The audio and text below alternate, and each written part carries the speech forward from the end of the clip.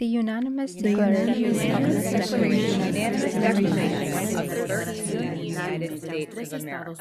The unanimous declaration of the 13 United States of America. When, in the course of human events, it becomes necessary for one people to dissolve the political bands which have connected them with another, and to assume among the powers of the earth the separate and equal station to which the laws of nature and of nature's God entitle them. A decent respect to the opinions of mankind requires that they should declare the causes which impel them to separation. We hold these truths to be self-evident, that all men, all people, all women are created equal. That they are endowed by their Creator with certain unalienable rights. That among these are life, liberty, and the pursuit of happiness. That to secure these rights, governments are instituted among people, deriving their just powers from the consent of the governed. That whenever any form of government becomes destructive of these ends, it is the right of the people to alter or abolish it, and to institute new government, laying its foundation on such principles and organizing its powers in such form as to them shall seem most likely to effect their safety and happiness. Prudence, indeed, will dictate that governments long established should not be changed for light and transient causes, and accordingly all experience hath shown that mankind are more disposed to suffer, while evils are sufferable, than to right themselves by abolishing the forms to which they are accustomed. But when a long train of abuses and usurpations, pursuing invariably the same object, evinces a design to reduce them under absolute despotism, it is their right, it is their duty to throw off such government and to provide new guards for their future security. Such has been the patient sufferance of these colonies, and such is now the necessity which constrains them to alter their former systems of government. The history of the present King of Great Britain is a history of repeated injuries and usurpations, all having in direct object the establishment of an absolute tyranny over these states. To prove this, let facts be submitted to a candid world. He has refused his assent to laws, the most wholesome and necessary for the public good. He has refused to pass other laws for the accommodation of large districts of people, unless those people would relinquish the right of representation in the legislature, a right inestimable to them and formidable to tyrants only. He has called together legislative bodies at places unusual, uncomfortable, and distant from the depository of their public records for the sole purpose of fatiguing them into compliance with his measures.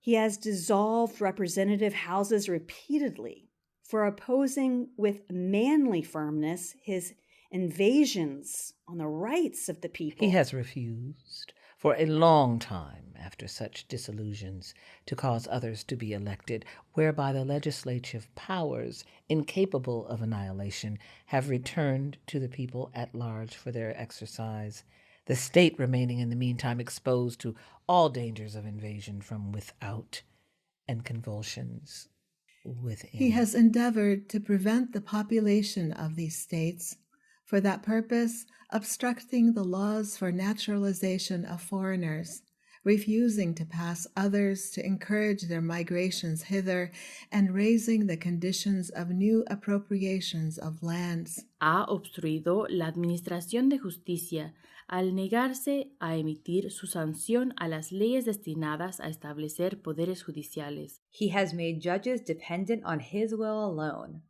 for the tenure of their offices and the amount of payment of their salaries. He has erected a multitude of new offices and sent hither swarms of officers to harass our people and eat out their substance. He has kept among us in times of peace standing armies without the consent of our legislatures. He has effected to render the military independent of and superior to the civil power. He has combined with others to subject us to a jurisdiction foreign to our Constitution and unacknowledged by our laws, giving his assent to their acts of pretended legislation.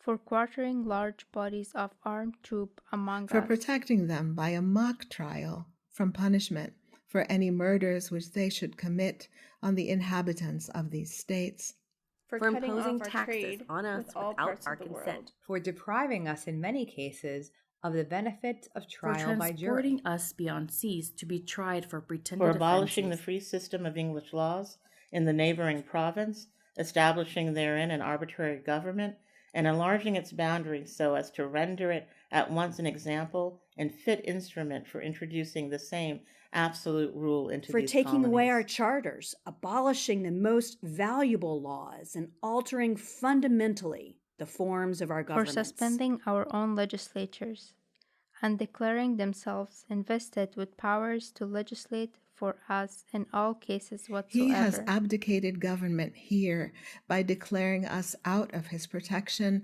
and waging war against us. He has plundered our seas, ravaged our coasts, burnt our towns, and destroyed the lives of our people. He is at this time transporting large armies of foreign mercenaries to complete the works of death, desolation, and tyranny, already begun with circumstances of cruelty and perfidy, scarcely paralleled in the most barbarous ages, and totally unworthy the head of a civilized nation.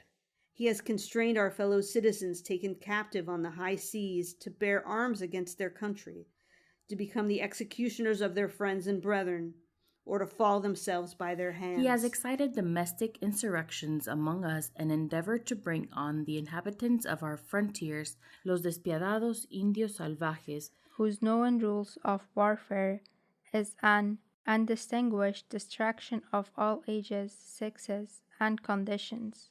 In every stage of these oppressions, we have petitioned for redress in the most humble terms.